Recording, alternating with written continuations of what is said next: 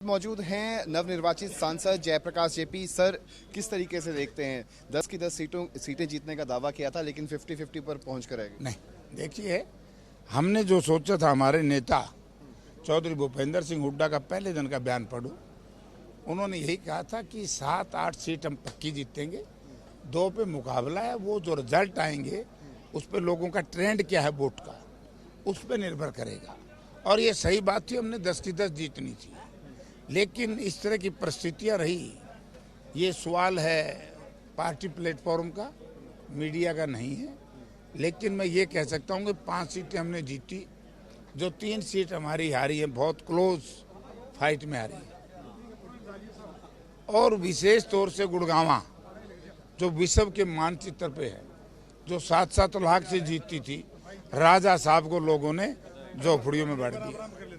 इसके अलावा जिस तरीका का यदि हम जिक्र करें, जो जिन 3 सीटों का आप जिक्र कर रहे हैं, उन 3 सीटों में किस चीज की कमी पेशी जो है वो देखने को मिली? इंटरनल कॉन्फ्लिक्ट हावी था, क्या चीज थी?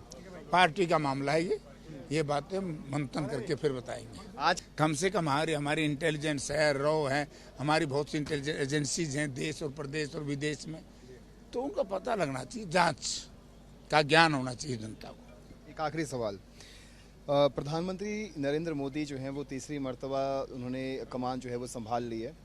प्रदेश से 3 लोगों को जो है वो 3 नेताओं को जो है वो कैबिनेट में जगह मिली है। किस तरीके से देखते हैं, कितना इसका फायदा जो है वो हरियाणा को पहुंचेगा? वैसे तो ये प्राइम मिनिस्टर का प्रेरोगेटिव है, वो कैसे ही किसी को शपथ दिलाए, उस पर हमारा कोई लेना देना नहीं है।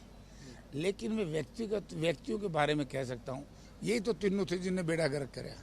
ये 2 मंत्री थे, मनोहर लाल जी मुख्यमंत्री थे, अब वो मुख्यमंत्री से कैबिनेट मंत्री आ गए, मुख्यमंत्री बेचारा ऐसा बना दिया, उसे चालने धंधे।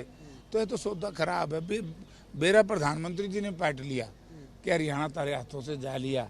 जैसे लोकसभा के चुनाव से पहले मैंने बता दिया था, हिसार में माननीय तत्कालीन गृह मंत्री जी गए थे, 12 मिनट में रैली कर आए थे। मैं जब भी सोच लिया था मैं तो गए काम से।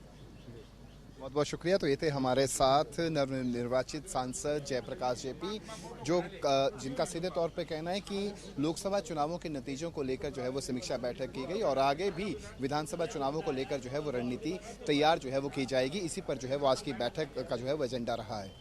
चंडीगढ़ से कैमरा पर्सन रिंकू मेहरा के साथ रवि चंदेल, सूर्य समाचार।